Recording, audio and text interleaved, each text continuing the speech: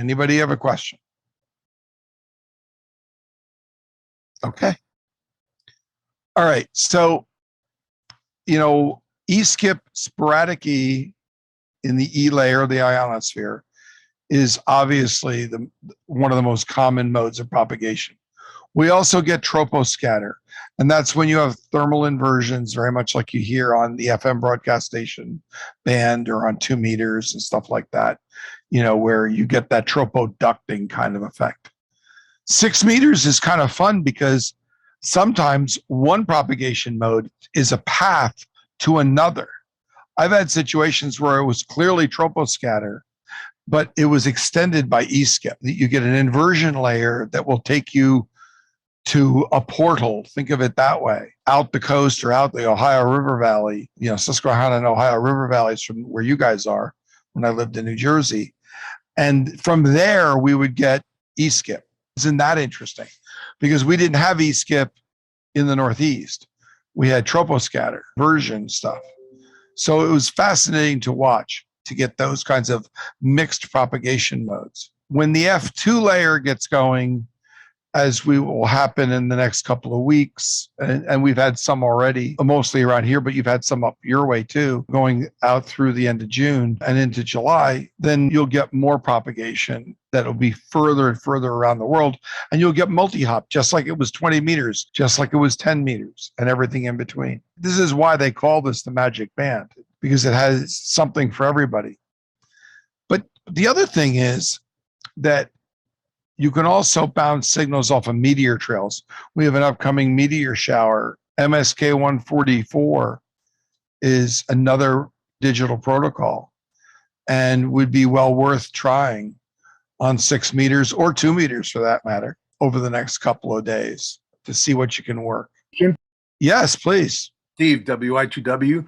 How do you know what mode you're operating in, whether it's E-skip or Tropo Scatter? That's a really good question. Looking at weather maps give you some idea about the troposphere. I mean, to be honest, you look for those inversion layers, you look for those big highs that have edges. That's a hint on that. Other modes of propagation, such as anything dealing with the ionosphere, you basically look at the solar activity just like you would any other HF mode. You just look for where the MUF might be higher. The difference is that with 6 meters, you kind of have to have a bit of a hunch, because rarely is the MUF going to be over 50 megs. What's going to be is you've got one that it's maybe over 25 megs. 10 people are happy on 10 meters, and you're not sure why. Well, it's because intermittently, kind of in a ragged form, the ionosphere is providing support for communications in sporadic E or in the F2 layer, right? But it's ragged. I mean, you've seen it before too, I'm sure, Steve, where you're talking on 10 meters, but conditions are up and down, but you're making contacts. And yet the MUF isn't at 28 megs. It's not even it might be at 20 or 25 megs. Right? We've seen that. And the same thing goes with 6 meter. You'll get these pockets of what I call ragged propagation, where it's hinting that it could be better, but it's not pervasive such that all the solar numbers are going to tell you, oh yes, your MUF is now going to 90 megahertz and you're going to be able to talk like with 1 watt around the world. That's not happening very often. Maybe it will this solar cycle, but it hasn't happened since the 50s and 60s, as you know, maybe a little bit in the 70s when a lot of us got first licensed. But that's a good question. You kind of basically got to extrapolate where ragged opportunity might exist. A comment, Gordon? Yeah, please. Dave, go right ahead. Okay, as far as you asked about cues and the different propagation, I think Steve brought it up. There are interesting audio cues when you listen to single sideband and CW signals, so you could roughly tell the types of propagation. Yes. E-skip, for example, is characterized by very strong signals with very strong fading, about maybe 15 to 45 seconds roughly. This isn't cast in stone, but you could definitely Right. tell an E-skip signal. Now, Tropo is characterized by strong signals with fading that may occur over time, let's say in 3 to 5 minutes or 10 to 15 minutes or more. But you can definitely tell the difference between E-skip and Tropo on 6 meters. You could definitely tell the type of propagation by listening to the audio characteristics. And after you've done it a while, it's become second nature to you. Right. But here's the problem we're having. And you brought up one of my favorite sore points, and that is we're no longer trusting our ears. And why are we no longer trusting our ears? Because we're using digital modes. And we're using digital modes to the exclusion of what I call ear, mouth, finger modes. Okay. And that's a problem. I've actually put in a request in various forms to the Contrast Advisory Committee and the Public Service Committee, I guess it is, through the NLRO board, through Rhea and Mickey, to basically adopt field day-like multi-mode rules for the VHF and UHF contests, because we're losing that ear sense. We with digital modes. I mean, the computer I use for FT8 has no speaker or microphone on it at all. Zero. I mean, it's absurd. I'm embarrassed to say that. I mean, my Flex has no microphone unless I bring up the Maestro. And even then, it's a mess because it's never set up right. I mean, I end up using my 7300 on phone or CW if I want to. So you raise a good point. You said is exactly accurate. Tropo is more slow evolving propagation, and Sporadic E is more rapid, as you suggest. Yeah, please, Steve.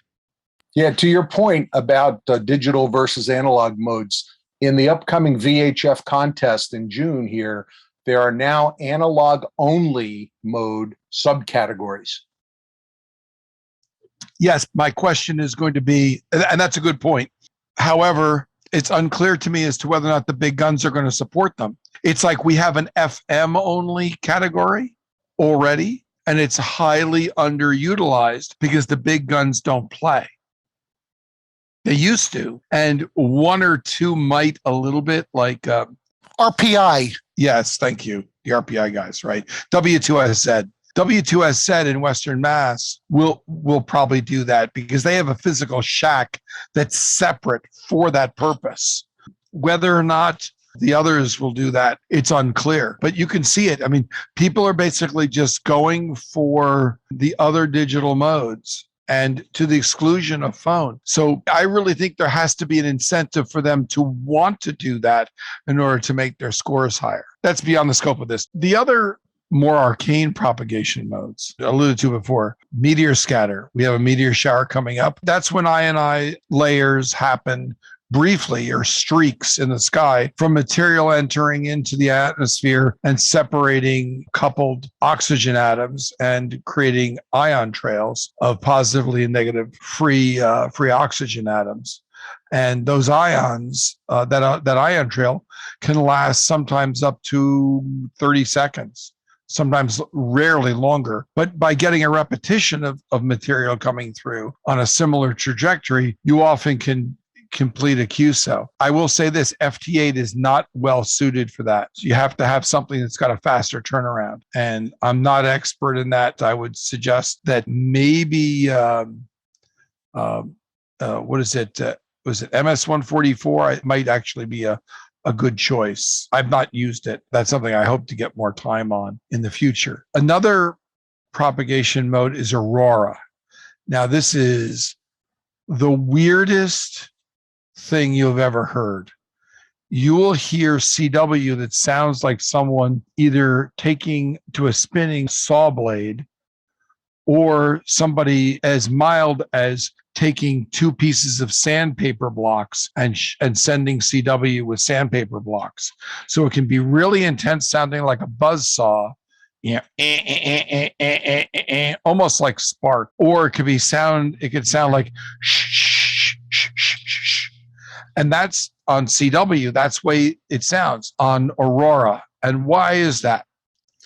You've got, if you look at the Earth and you look at the concentration of the magnetic poles, the more should we say, charged particles gather at the poles than they do at the equator. So it's just a fact. You can look at that by looking at iron filings and look at the intensity of a magnetic field on a sheet of paper with some iron filings on top, right? The difference is those charged particles at the poles that create the auroral artwork in the sky also creates essentially a moving mirror.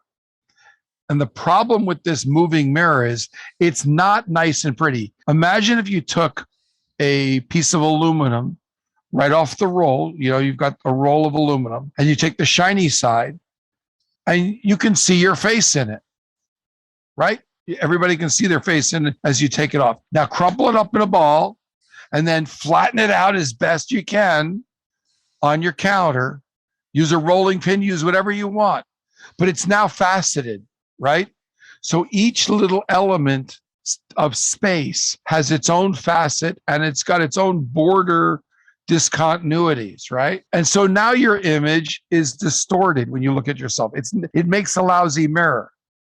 Now, what's happening at the poles with Aurora is that those facets are in motion and they create different phases of reflected energy from the radio signals back to whoever's hearing them.